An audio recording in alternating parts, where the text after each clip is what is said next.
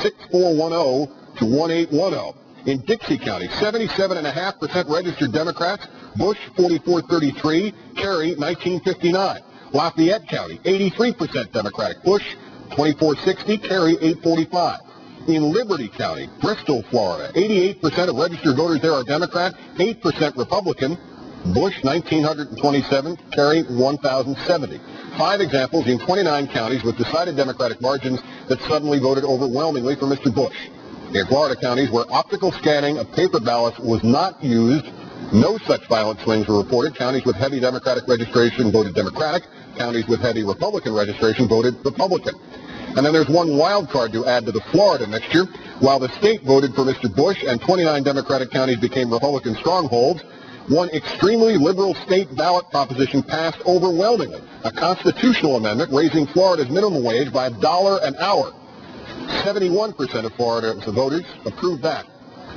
There's also late news tonight of a demand for a hand recount by one of the presidential candidates rejected in New Hampshire, requested by Ralph Nader. The Nader-Camejo campaign wrote to the Secretary of State in Concord noting, quote, reports of irregularities in the vote reported on the AccuVote Diebold machines in comparison to exit polls and trends in voting in New Hampshire.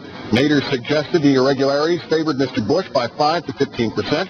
The Secretary of State of New Hampshire said the request was in good order, but Nader failed to include the check for the filing fee for a recount. And while a losing Florida congressional candidate reportedly says he has evidence of tampering with the results of those optical scans and is headed to the FBI with it, 6 House winners from last week have turned instead to the GAO, the General Accounting Office. John Conyers of Michigan, Gerald Nadler of New York, and Robert Wexler of Florida, having written to the GAO to immediately undertake an investigation into the efficacy of voting machines and new technologies used in the 2004 election, today added 3 other representatives to their fold, Rush Holt of New Jersey, Robert Scott of Virginia, and Melvin Watt of North Carolina. And added further evidence of improprieties in last Tuesday's vote, including quoting them here. Poll workers in Broward County, Florida, expressed concern that boxes of absentee ballots remained uncounted in the central storage facilities and were promptly escorted out of the supervisor's office by security after raising that concern. Joining us now, the first signatory on both letters, Representative John Conyers, the senior Democrat on the House Judiciary Committee. Congressman Conyers, thank you for your time tonight. Well, I'm glad you're investigating this because it's very essential to the whole idea that everybody's vote counts.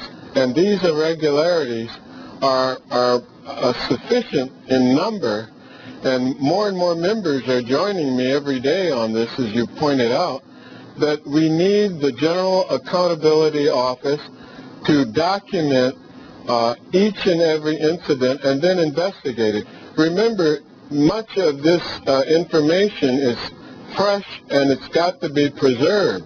One of our big problems with Diebold, and which is in Canton, Ohio, by the way, is that this evidence can be moved or changed if it's not kept properly until we can get the GAO to investigate this. Now, we're not calling for a new election or anything of that nature, but we need to give the American people the confidence that everybody's vote will be carefully handled by those in charge at the state and local level. You can choose your terminology, sir. I wouldn't put, especially after what you just said, I wouldn't put any words in your mouth. But is it your assessment that last Tuesday's election was to some degree invalid, hacked, rigged, fixed, otherwise flawed? And what do you want done about the previous election as opposed to future elections? Well, future elections are going to be improved by us reviewing some of these miscues and careful problems that were raised by the media. I'm congratulating many of the news sources, the web pages, people that called in. Our offices continue even now to get calls about irregularities that have to be investigated by the GAO, and I think it'll probably lead to congressional hearings in the Committee on the Judiciary. Let me ask you bluntly, sir, do you think that what happened, or what evidence there has been of irregularities in Ohio and Florida altered the outcome of the presidential election? I can't tell you yes or no because I haven't had the investigation yet. That's what we really need.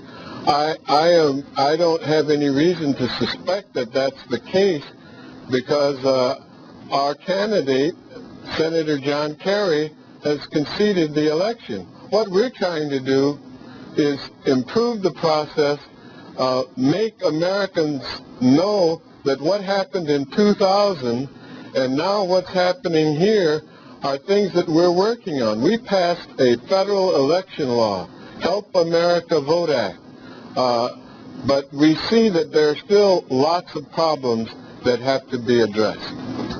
If you get your investigation, whether it's from the GAO or if you can get it somehow started institutionally within Congress, and there does turn out to be significant evidence or even proof of genuine tampering in either or both of these states or many others that we haven't even gotten into, what do we do then? Well, first of all, these violations, if they turn out to be deliberate and intended, that they are violations of the federal law, and there will be prosecutions that follow from it. What we're additionally looking for are ways to improve the system, the process. Some of this equipment doesn't have any way to preserve any record of it. We've got technology which now does not have any paper trail. And it seems to me that at a minimum in the 21st century, we can do better than that. We've got to have a record that we can go back to improve. After all, these elections aren't something that's brand new. We've got to improve our process, our technique, the training of election workers. We have these secretaries of state that sometimes get a little bit carried away. And this is how we make democracy work, that the ballots are going to be counted correctly and any wrongdoing is going to be quickly dealt with, and that we're going to continue to improve the voting process in America. Last question, sir. Would you and your 5 colleagues be doing this if John Kerry had won this election and the accusations were flowing in that intentionally or otherwise it was the Democrats who might have had thumbs on the scales against Mr. Bush? Well, you know, this doesn't have anything to do with partisanship. We were the ones that the Democrats were the victims of 2000. We're trying to make the process work for everybody. So it's not a matter of going after this because the Republicans are involved in much of the questions that have been raised by the complaints that we've received.